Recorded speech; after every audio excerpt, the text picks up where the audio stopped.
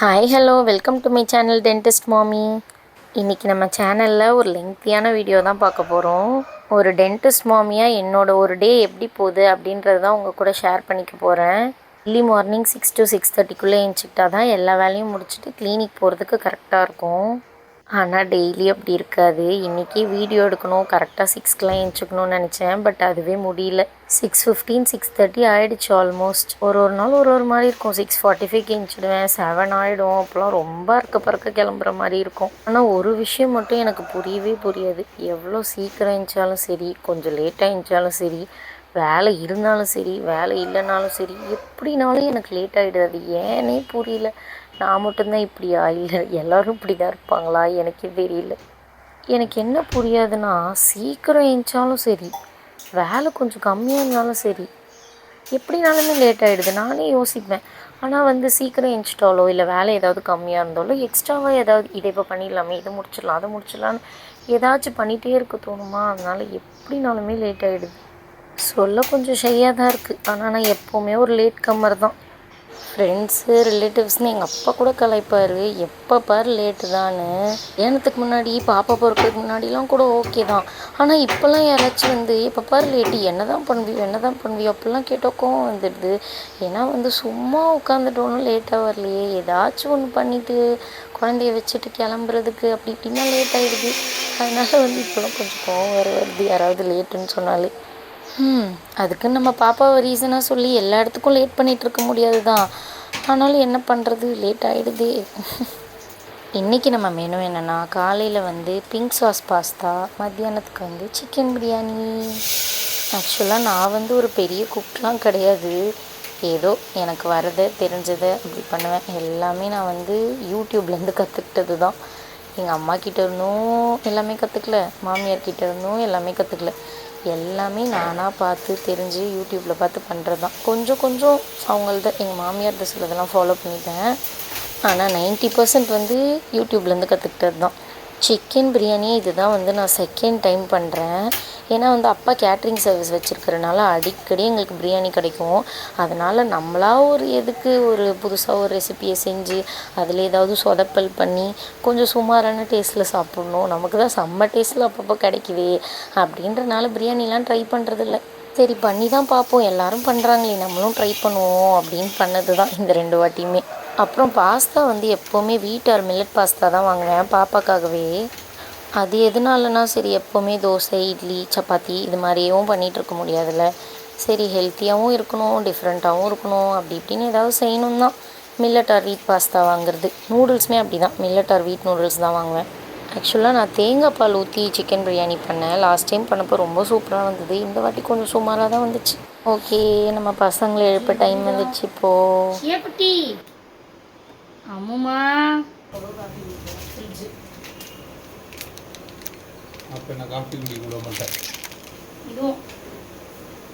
என் husband சும்மாவே இருக்க மாட்டாங்க. ஏதாவது ஒன்று என்னை சொல்லி கலாய்ச்சிட்டே இருக்கணும். செல்லம் ஐயோ, டெய்லி காலையில் இந்த 2 பேரையும் எழுப்புறதுக்கே எனக்கு ஒரு பெரிய போராட்டமாக தான் இருக்கும். ஆனால் இன்றைக்கி என்னன்னு தெரில, இந்த சின்ன குட்டி சீக்கிரமாக எழுந்துச்சி வந்துட்டாங்க அவங்களே. ப்ரஷ் பண்ணிக்கிறியா அப்பாட்ட? அப்பாட்ட போய் ப்ரஷ் பண்ணிக்கிறியா பாட்டு? என்னடா அப்பாட்ட ப்ரஷ் பண்ணிக்கூடா.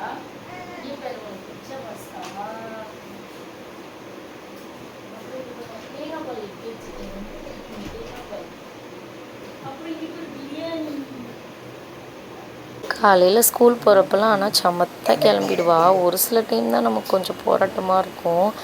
ஆனால் எழுப்புறது டெய்லியுமே கஷ்டம்தான். இன்றைக்கி ஆனால் அவ்வளோவே எழுந்துச்சி வந்துட்டான். அதுதான் ரொம்ப ஆச்சரியமாக இருந்தது. என்னம்மா பண்ணுறீங்க காலையில் போய் குளிப்பட்டு? செல்லம் எதுவுமே இல்லையே. இல்லை, சுடு தண்ணி அங்கே போட்டியா? இல்லை, எங்கே காட்டு. எதுவுமே இல்லைம்மா. அழகா பண்ணுறீங்க. காட்டு பார்ப்போம், காட்டு.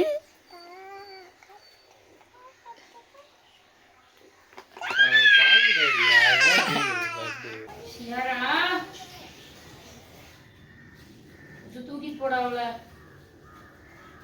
குளிக்கிறதுக்கு வரமாட்டேன்னு ஒரு அடம் பிடிப்பா திடீர்னு.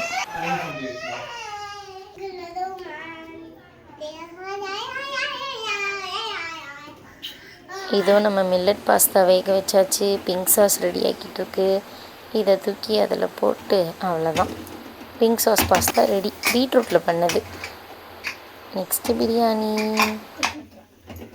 எப்படி நல்லா இருக்குல்ல? நான் கூட ஒரு பிரியாணி எக்ஸ்பர்ட் ஆகிட்டேன்னு நினைக்கிறேன். நல்லா இருக்குல்ல? பார்க்கவே பார்க்க நல்லா தான் இருக்கு. டேஸ்ட்டும் நல்லா தான் ஆகும்.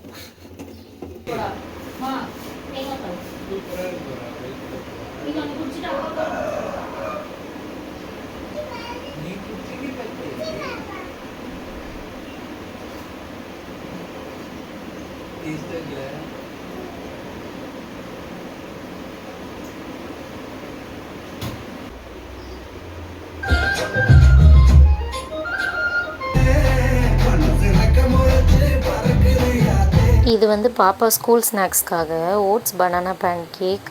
அவளுக்கு ரொம்ப பிடிக்கும் இது. Snacks box ready. கிளம்பி ரெடி ஆகிட்டு சாப்பிட்றப்ப கரெக்டாக டிவி முன்னாடி வந்து உட்காந்துப்பா. பட் அந்த பரபரப்பான டைமில் நம்மளாலையும் ஒன்றும் பண்ண முடியாது. சாப்பிட்டா போதுண்டான் இருக்கும். சரி டிவி தானே, கொஞ்ச நேரம் தானே பார்க்க போகிறா, பார்த்துக்கிட்டோன்னு தோணும். சில டைம் அப்படியே விளையாடிக்கிட்டே வாங்கிப்பா சாப்பிட்ருவா, விளையாடிக்கிட்டே சாப்பிடுவா. நம்ம குக்கிங் வேலைலாம் ஃப்ரீயாக பண்ணோன்னா கண்டிப்பாக பாப்பா ஒருத்தர் பார்த்துக்கணும்.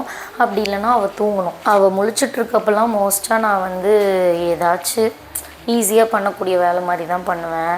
துணி மடிக்கிறது, இல்லை அவளுக்கு ஏதாவது பண்ணுறது, சின்ன சின்ன வேலைங்களாம். நடுவில் அதை விட்டு வந்தாலும் பரவாயில்ல, அப்படி ஒரு வேலை தான் அவள் முழிச்சிட்ருக்கப்போ பண்ண முடியும். குக்கிங் வேலைலாம் மோஸ்ட்டாக அவள் எந்திரிக்கிறதுக்கு முன்னாடியே முடிச்சிடுறது. அப்படியே கொஞ்சம் கொஞ்சம் பேலன்ஸ் இருந்தாலும் அவள் ஏஞ்சிக்கிட்டா என் ஹஸ்பண்ட் பார்த்துப்பாங்க, இல்லை எங்கள் மாமியார் பார்த்துப்பாங்க, அப்படின்னா தான் பண்ண முடியுமே. ஏன்னா அவள் எப்போவுமே ஏதாவது ஒன்றில் எங்கேஜிங்காகவே வச்சுருக்கணும். பக்கத்து வீட்டிலேருந்து பசங்க வந்தால் விளையாடிக்கிட்டு இருப்பா, கொஞ்சம் நேரம் டிவி பார்ப்பா. தனியாகவே அவளாலாம் விளையாடுறதெல்லாம் ரொம்ப ரேரு. அப்படி பக்கத்து வீட்டிலேருந்து பசங்க யாருமே இல்லை அப்படின்னா நம்ம கூடவே உட்காந்து ஏதாச்சும் விளாடணும். அதுவே போர் அடிச்சிடும். இப்போல்லாம் ரொம்ப எதுனாலும் போர் அடிக்குது. கொஞ்ச நேரம் பசங்கள்லாம் கூட போர் அடிக்குது இப்படின்னு சொல்ல ஆரம்பிச்சிடுவா. அதனால் நம்ம பாதியிலே விட்டு வந்தால் பாதிக்குன்ற மாதிரி வேலையை அவளை நான் தனியாக வச்சுருக்கிறப்பையும் பண்ண மாட்டேன், அவள் முழிச்சிட்ருக்கிறப்பையும் பண்ண மாட்டேன். யாராச்சும் அவளை நல்லா என்கேஜ் பண்ணி பார்த்துக்கிற மாதிரி இருந்தால் அதை பண்ணுவேன். அப்படி இல்லைன்னா பக்கத்து வீட்டு பசங்க கூட விளாடுவா. அப்போ நல்லா ரொம்ப நேரம் விளாடுவா. அந்த மாதிரி டைம்லலாம் பண்ணுவேன். ஆனால் எத்தனையோ பொண்ணுங்க அவங்க வீட்டில் பசங்க முழிச்சிருந்தாலும் சரி, தூங்கினாலும் சரி, பார்த்துக்க ஆள் இருந்தாலும் சரி, ஆள் இல்லைனாலும் சரி, சில வேலைகள்லாம் கண்டிப்பாக பண்ணணும், பண்ணியே ஆகணும் அப்படின்னு இருக்கும்ல. அவங்களுக்குலாம் ஆனால் ரொம்ப கஷ்டம். ஒருத்தவங்க சப்போர்ட் இல்லாமல் வந்து எல்லாமே பண்ணணுன்னா கஷ்டம்தான் பொண்ணுங்களுக்கு, அதுவும் குழந்தைங்கள வச்சுக்கிட்டு. சப்போர்ட் இருந்தே எல்லா விஷயங்களையும் ஹேண்டில் பண்ணுறதுக்கு ரொம்பவே கஷ்டமாக தான் இருக்குது. ஆனால் எவ்வளோ பொண்ணுங்க வந்து எந்த வித சப்போர்ட்டுமே இல்லாமல் எல்லாமே பண்ணுறாங்க. அவங்களுக்கெலாம் உண்மையாகவே சல்யூட் தான் பண்ணணும். குட்டி மேடம் ஸ்கூலுக்கு கிளம்பி வந்தாச்சு.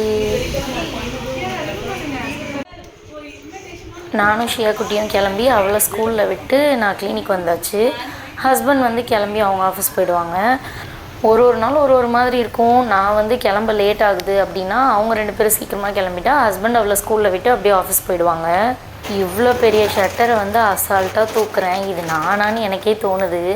ஏன்னா இந்த கிளினிக் திறக்கிறதுக்கு முன்னாடி வரைக்கும் கூட அப்படி தான், யாராவது ஷட்டர் தூக்குறத பார்த்தாலே எப்படா இதை தூக்குறாங்க, ரொம்ப வெயிட்டாக இருக்குமே, எப்படி தூக்குறாங்க அப்படி தான் எனக்கு தோணும். ஆனால் இப்போ இதெல்லாம் நமக்கு ஒரு அசால்ட்டான விஷயமாயிடுச்சு. எப்போவுமே கிளினிக் வந்துட்டு தான் டிஃபன் சாப்பிடுவேன். ஏன்னா வீட்டில் சாப்பிட கண்டிப்பாக டைம் இருக்காது. அதனால் எப்போவுமே இங்கே கொண்டு வந்து தான் சாப்பிட்றது ரொம்ப ரேர். எப்போயாச்சும் வீட்டில் சாப்பிட்டு வருவேன்.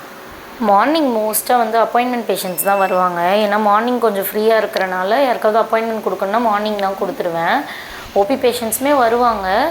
இன்றைக்கி வந்து ஒருத்தர் வந்து அப்பாயின்மெண்ட் பேஷண்ட், ஒருத்தர் வந்து ஓபி, 2 பேஷண்ட்டும் பார்த்து முடிச்சு அப்படியே டைம் போயிடுச்சு.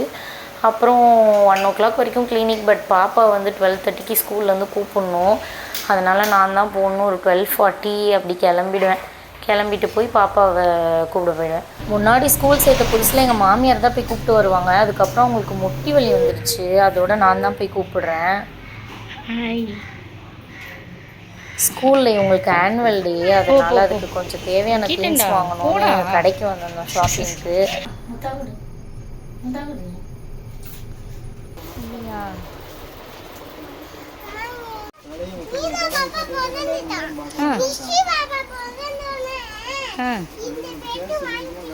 ஓகேடி சொல்லு. ஓகேடி. வேற என்னம்மா வாங்கணும்?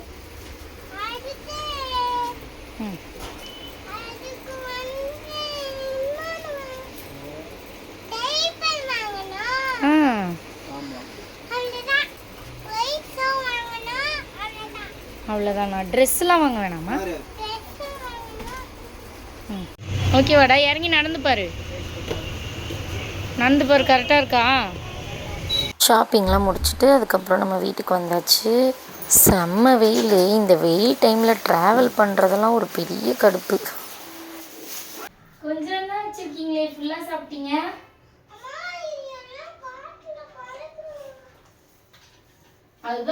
இந்த மாதிரி வெளியிலேருந்து எங்கேயாவது போயிட்டு வர டைம், அதுக்கப்புறமா ஸ்கூல் போயிட்டு வந்த இந்த ஆஃப்டர்நூன் டைம்லாம் கொஞ்சம் அவளே தனியாக கூட ஏதாவது விளையாடிப்பாள். ஃபுல் டே வீட்டில் இருந்தால் தான் தனியாகவே இருக்க மாட்டாங்க அந்த அம்மா. யாராவது கூட ஷியாரா எங்கே போனா? டண்டடாயிங்.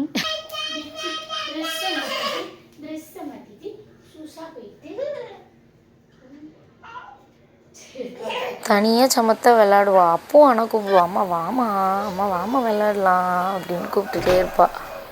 கூட விளாடணும், ஆள் இருக்கணும், இருந்தால் போதும்.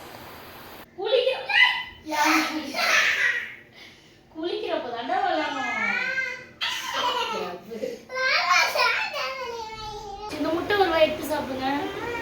முட்டை சாப்பிடலாம்டா. நீ தானே மாமு நீயே சாப்பிட்ற சொன்னியே. முட்டை பாஸ்.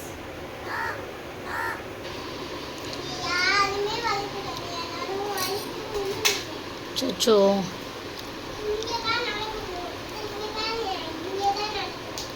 ஓகேம்மா.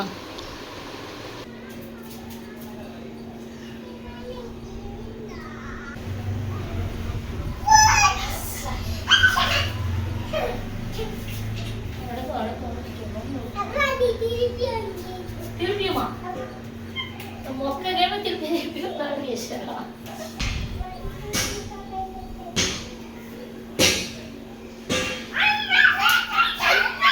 இப்படிலாம் ஏதாவது விளையாடிட்டே இருக்கணும். அவள் கூட யாரும் இல்லைன்னா இப்படி தான் ஏதாவது ஒரு விளையாட்டு விளையாட கூப்பிடுவாள். அவள் பாட்டில் தெரியாமல் கீழே போட்டேன், அதுக்கு எப்படி பார்க்குறா பாருங்களேன்.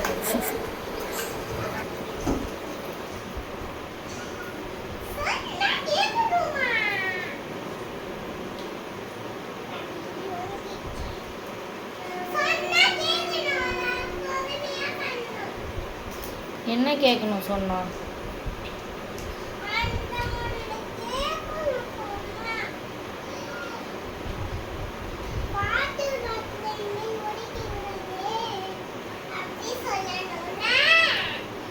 நான் மாட்டிட்டேம்மா. அம்மா சரிங்க பாரு, உனக்கு உங்கள் அம்மா பிடிக்குமா அப்பா பிடிக்குமா?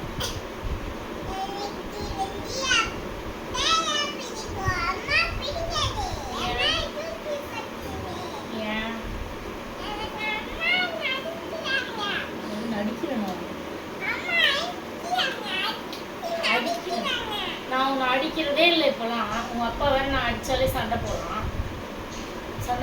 நான் உன்னை அடிக்கிறதே இல்லையே. எப்பயாச்சும் திட்டுவேன் நீ ஏதாவது தப்பு பண்ணா, அவ்வளோதான். ஆல்ரெடி நம்ம பாப்பா தான், இதில் குழந்த மாதிரி ரொம்ப பேசி கொஞ்சம் சில டைம்.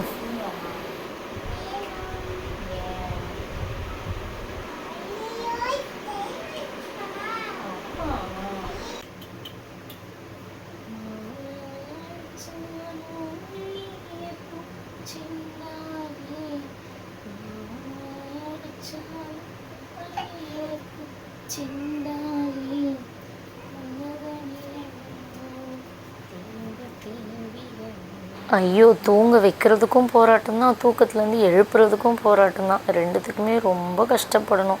மத்தியானமும் சரி நைட்டும் சரி அவ்வளோ சீக்கிரத்தில் தூங்குறதே இல்லை. தூங்கி இப்படி விழுறதெல்லாம் ரொம்ப ரேராக போயிடுச்சு. அதெல்லாம் வெளியில் எங்கேயாவது இருந்தோம் அந்த டயர்டில் இல்லை ட்ராவல் பண்ணுறோம் அப்படின்னா தான் தானாக தூங்குறதே.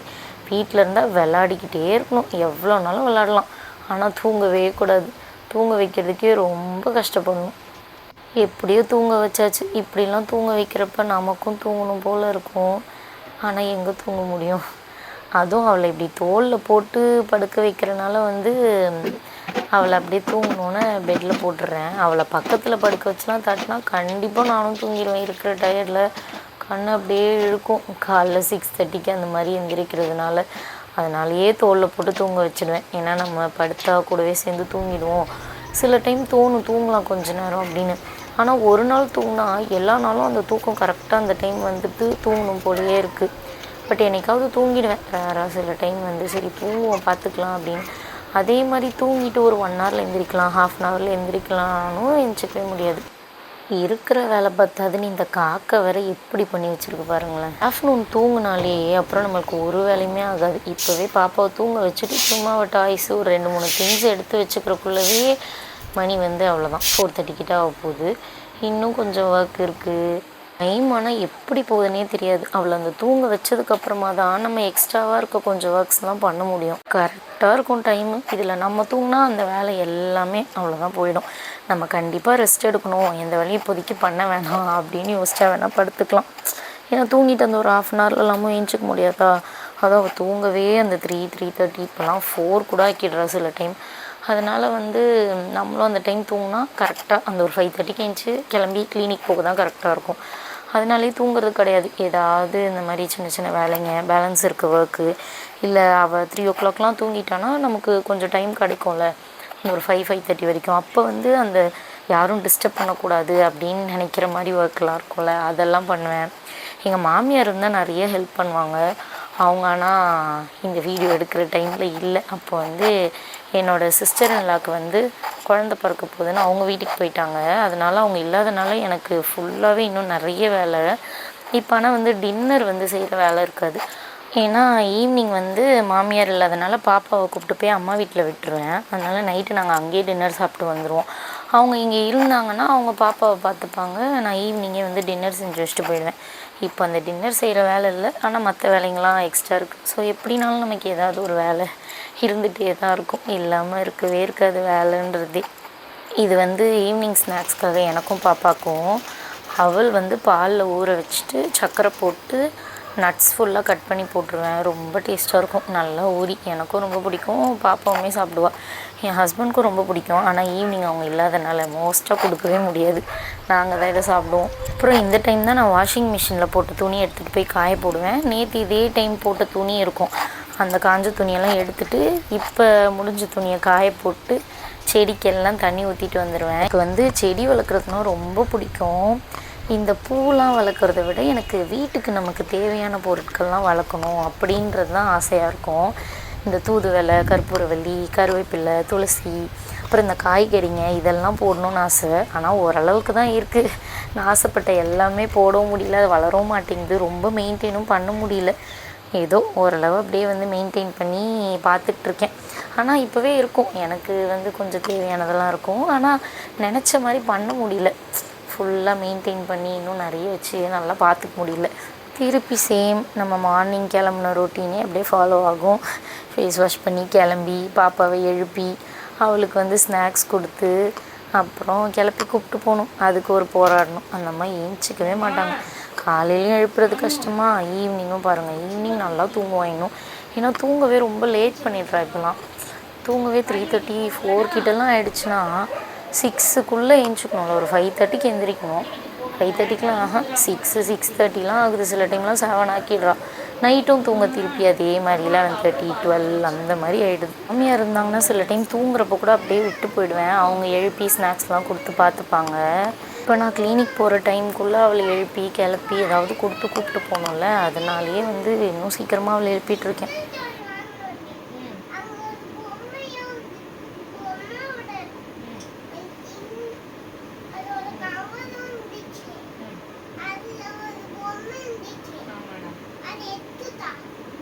எந்திரிச்ச உடனே அப்படியே உட்காந்து ஆன் த ஸ்பாட் எப்படி கேட்குறா பாருங்க. அந்த கடையில் ஒரு பொம்மை வாங்கினோம், கிண்டர் ஜாய்க்குள்ள பொம்மை இருக்கும்ல, அதை எடுத்து தர சொல்லி உடனே கேட்குறான். அந்த அவள் வந்து ஆனால் அவள் சரியாகவே சாப்பிடல, கொஞ்சம் தான் சாப்பிட்டா. ஏன்னா ஏஞ்ச உடனே கொஞ்சம் சாப்பிட்டுக்கும் டைம் எடுப்பாங்க, சாப்பிட்றதுக்கும் லேட் பண்ணுவாங்கள்ல, அதுக்கான டைமும் இல்லை. நானும் கடக்கடன்னு கொடுக்குறேன்னா ஓரளவு தான் சாப்பிட்டா, ஆனால் சாப்பிட்டா கொஞ்சமாக சாப்பிட்டா. கொடுத்துட்டு சரி டைம் ஆயிடுச்சுன்னு அப்படியே கூப்பிட்டு போயாச்சு.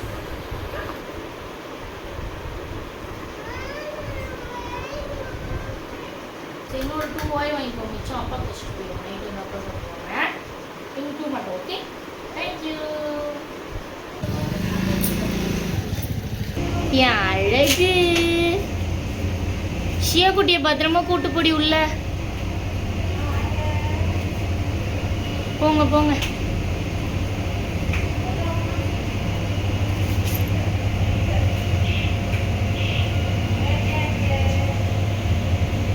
அக்கா நைட்டு வரண்டி கிளினிக் முடிச்சுட்டு உள்ள பொடிப்பட்டு அம்மா வீட்டில் போய் பாப்பாவை விட்டுட்டு திருப்பி கிளினிக் வந்தாச்சு. ஆனால் நான் சொன்னேன்ல, நான் எப்போவுமே ஒரு லேட் கம்பர்னு. எத்தனை மணிக்கு வரேன் பாருங்கள், 6:30. பட் கொஞ்ச நேரம் கூட உட்காரல, ரெஸ்ட் எடுக்கல. ஆனாலும் வேலையே கரெக்டாக இருக்குது, டைம் போயிடுது. அதனால யாராச்சும் என்ன தான் பண்ணுவேன் அப்படின்னு கேட்டால் கோவம் வருது. சில பேருக்கு இந்த பல்லு மேலே இருக்குல்ல சாஃப்டாக இருக்கும். அதெல்லாம் சாஃப்டாக இருக்கிறவங்க கொஞ்சம் இன்னும் கேர் பண்ணிக்கணும். அதில் காமிச்சேன் பார்த்தீங்களா, இப்போ நீங்கள் பல்லு இங்கே கட்டணும்னா முன்னாடி பின்னாடி பல்லு இருக்கணும். அதோட சப்போர்ட்டில் தான் பல்லு வைக்க முடியும். சீல்லாம் கரைஞ்சதுக்கப்புறமா நீங்கள் 3 நாள் கழிச்சுன்னா வலி, அந்த சீல்லாம் கரைஞ்சாலும் 3 நாள் கழிச்சு. கிளினிக்கில் பேஷண்ட் முடிச்சுட்டு அம்மா வீட்டுக்கு வந்தாச்சு. இங்கே நாங்கள் சாப்பிட்டு பாப்பாவை கூப்பிட்டு எங்கள் வீட்டுக்கு கிளம்பிடுவோம்.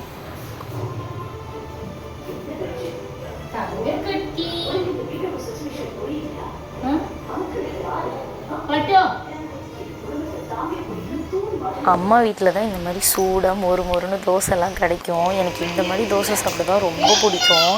ஆனால் இப்போ எங்கே அப்படிலாம் சாப்பிடவே முடியல. காலையிலையும் கட்டி கிளினிக் எடுத்துகிட்டு வந்துடுமா, நைட்டும் நம்ம வந்து எல்லா தோசையும் சுட்டு வச்சு சாப்பிட்றப்ப இது மாதிரி இருக்காது. எங்கள் மாமியார் வந்து ஆனால் கேட்டால் கண்டிப்பாக செஞ்சு தருவாங்க. பட் எனக்கு அவங்கள டிஸ்டர்ப் பண்ண வேணாம்னு தோணும்.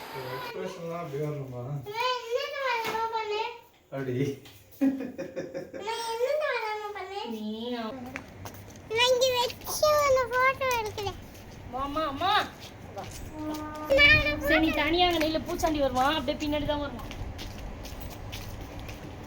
நாங்கள் வீட்டுக்கு வரப்பவே டைம் வந்து 10:45. துணி வந்து வாஷிங் மிஷினில் போட்டதை வந்து காய வைக்க முடியல. ஈவினிங் வந்து மற்ற வேலையில், அதனால் நைட்டு 11 மணிக்கு வந்து காய வைக்கிறோம் நாங்கள் 3 பேரும் சேர்ந்து.